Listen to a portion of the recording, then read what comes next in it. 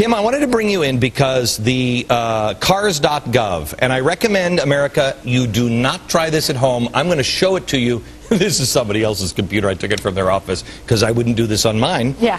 Cars.gov. This actually came in a tip from what I call a constitutional watchdog. I'm asking my radio listeners earlier this week to watch these things because 10 million eyes on radio and God knows how many millions of eyes here on television watching things that we can't watch.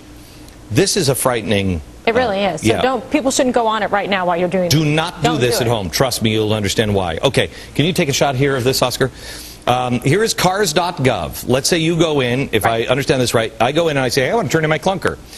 The dealer goes to Cars.gov, and then they hit submit transaction. Here it says Privacy Act and Security Statement. And you're just like, oh, it's a Privacy Act in 1974. Whatever, I agree. Now, this is how bad this system is. It probably won't pull up because the system is so overwhelmed. You know, it wasn't a $19 million website. Right, exactly. So, it's not going to pull up now, watch. Well, it's thinking, it's trying really hard. Let me show you what it does say when you pull it up. Can you bring up the full screen on what it says?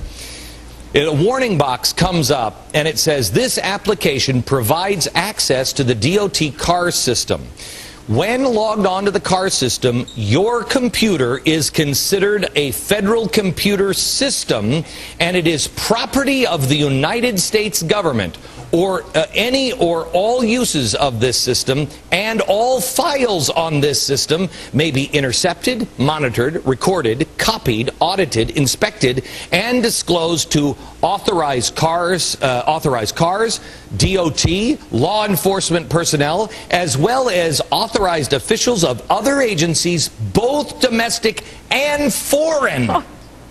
Good God Almighty! Could it be any more broad and frightening? Here you are trying to be a good citizen and make a charitable contribution, do something that's good. And guess what? They are jumping right inside you, seizing all of your personal and private information. Yeah, not and just that. And it's absolutely legal, Glenn. There's nothing. You know what?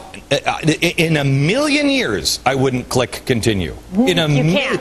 You can't. Because guess what? They can continue to track you basically forever. Once they've tapped into your system, the government, of course, has like malware systems and tracking cookies, and they can tap in anytime they want. Now, look, I'm not suggesting that the government engages in any kind of nefarious activity. No, that would be crazy. I wouldn't, do that. But you know what? They said for any intended use, purpose, foreign, domestic, it's so broad that they can just about do anything with it, saying that it's in the government's interest because they're trying to protect against fraud and that type of thing. I have to tell you, I mean... Can you believe that? I mean, seriously, they get all your information. Yes, actually I do, because I know who our czars are now. And I think this collection of these czars, these are evil people. These are wicked, crazy, frightening people. Yeah. Jonah, where do you even go with this? Where do you even go with this? The thing is that we can separate out what the intent might or may not have been. I mean, maybe this is just someone being really stupid in the federal government. No. But the reality of it is, it's possible. Like, it's possible. Really? Is it? Okay, you're right. Look, as a conservative... Tell me about Goldilocks. Yeah. Look, as a conservative, you always have to hold out the possibility that government people are just stupid rather than evil. No. Let me tell you something. You know what? You know, I went down that road, Jonah. I went down that road for a long time.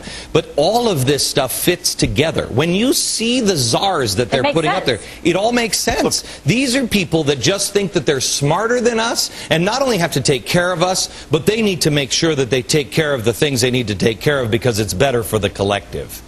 No, look, I agree that this is all very troubling. And look, let me give you a hard example of this. Say you use Skype or some other internet phone system, right? If you're on the phone while logged in on this thing, according to the lawyer I talked to before, Kim can verify this, the government can legally listen to your phone call. Good. It can check out what websites you've been searching. Because it says that your government your computer is the government's property. Correct. It's legal. There is nothing that you can do about it. If you log on to this at your home, everything in your home is now theirs? Basically, and there's nothing you can challenge it. Well, not your couch, just your computer. Yeah, you may not like the language, it may be off-putting, but it's completely legal. They're well within their recourse to do so, and it's very broad. It's like an octopus that keeps like regenerating tentacles every 5 seconds.